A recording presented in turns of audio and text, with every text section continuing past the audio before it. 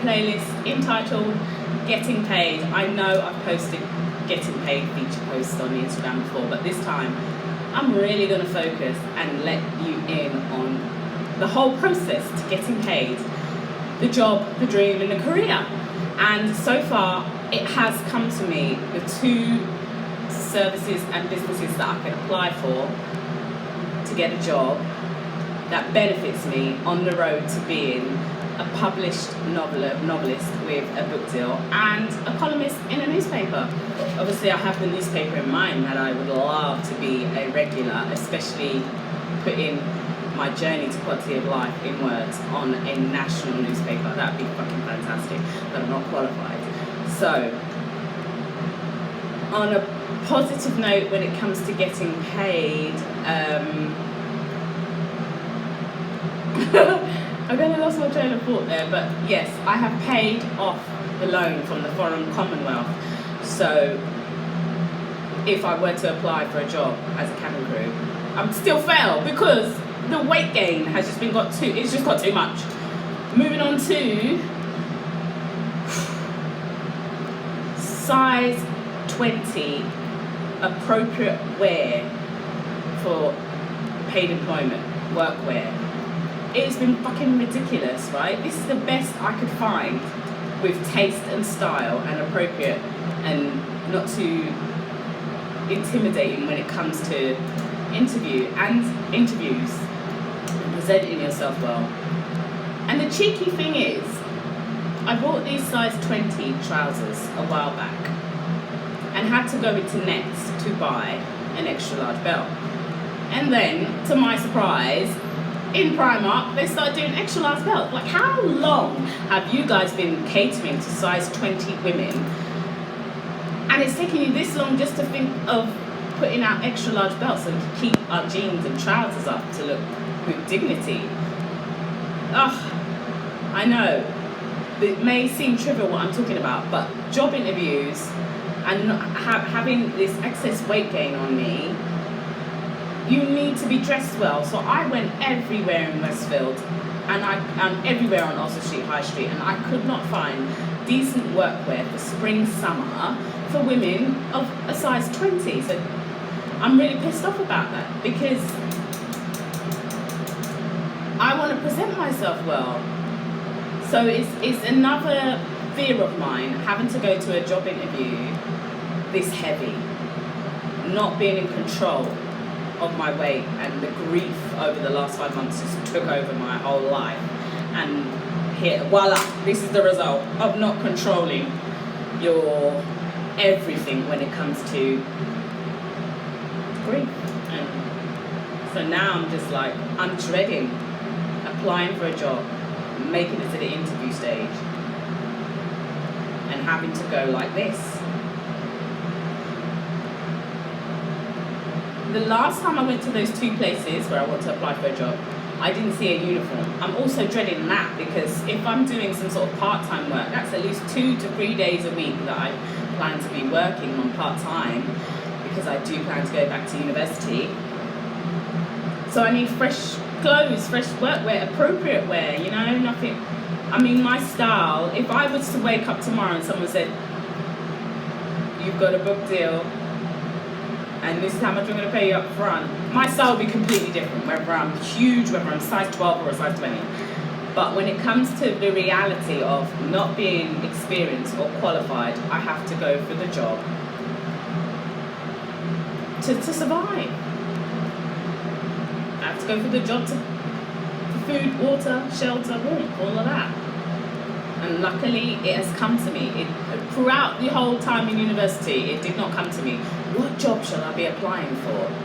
Now that I failed with the flipping cabin crew, which was appropriate for me when I was in a women's refuge, and then I thought, okay, well now that I am grounded and thinking about getting qualified, what job can I do?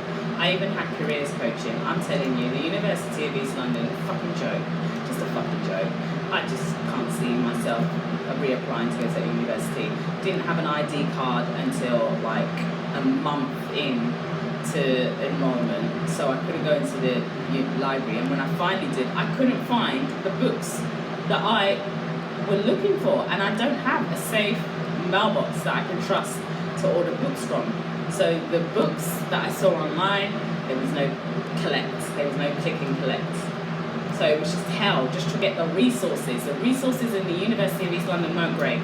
And I felt like I couldn't ask the tutor any questions. I felt there was some sort of standoff. Sometimes I felt like she was just going to pants and go mad, and I don't know, and I just didn't want to. And I was the oldest one there, so there wasn't much of inclusion.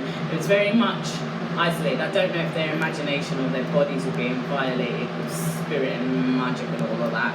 I just don't know. But it was just awful.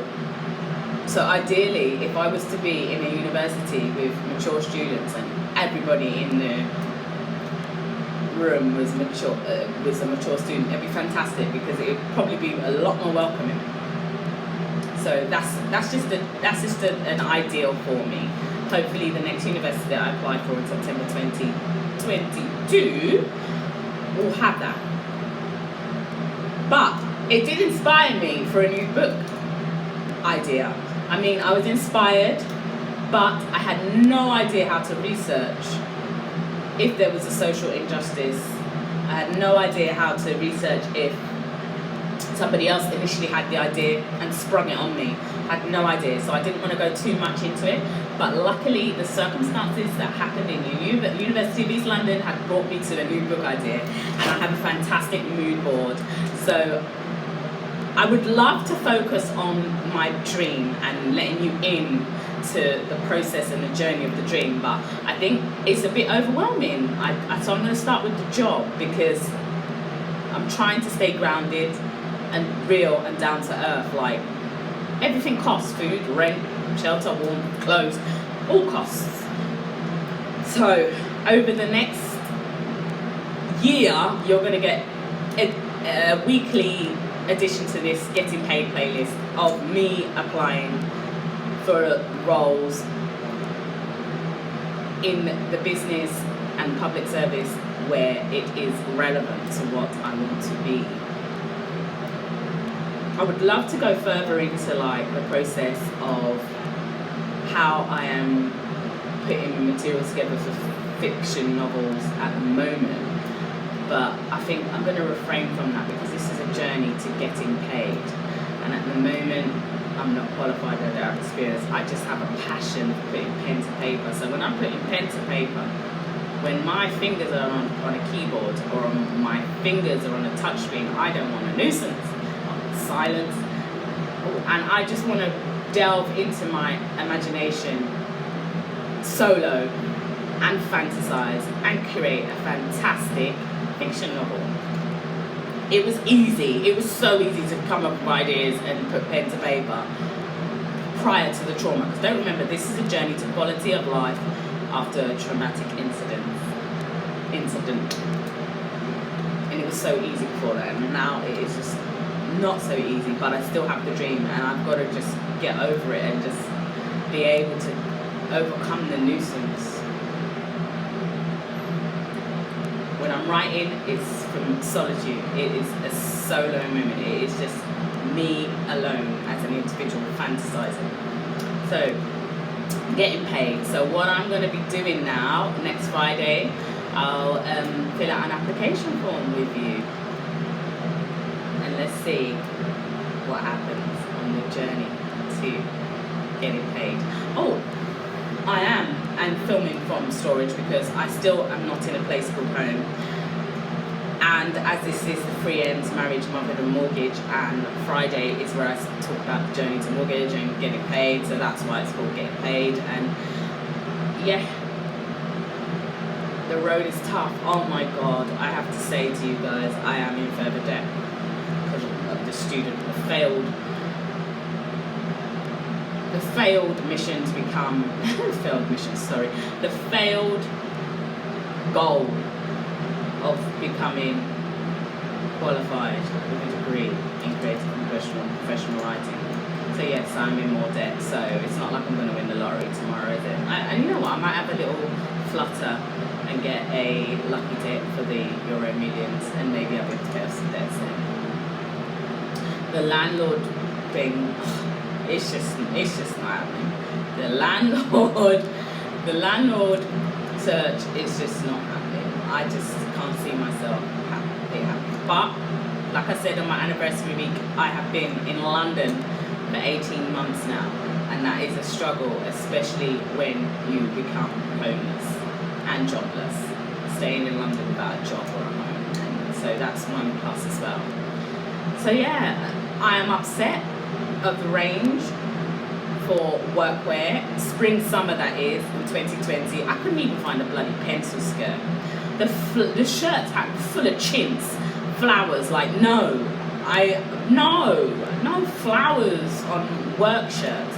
So I found this like crinkle, I don't know what to call it, satiny vibe, faux silk shirt and pair of trousers, and my good old trusty pink heels that I was trying to practice when I wanted to be an air hostess, and you know they wear the heels, the court shoes, so I've got them luckily. So until I become a size 12, and I'm on a budget, homeless and jobless, I have to rely on the likes of Primark. This whole outfit is from Primark. But well done for making extra large belts. But come on, the range has to be better. You have to think about the bust as well when you're making garments that go from small, medium, large to extra large to 2XL. And I never ever in my life want to be this big, whether I'm homeless, jobless or whatever. So over the next year, hopefully I'll be able to show you some fantastic workwear ranges on the high street on budget, on the journey to get and ride. So it hasn't changed. I still want to be a columnist and a novelist, the dream. Still want to do that, and that's how I want to pay my mortgage payments, and that's what I want to use to save up for a deposit on a mortgage, and that is how I want to pay my debts off. But when you're in debt, and further debt because of university, I've got to keep it real and stick with the job. So like I said, I've whittled on and rambled on and ranted at you because it has been 5 months since I've talked about my journey to getting paid and being honest with this low mood and insomnia and all of the hell that comes with poor mental health after trauma.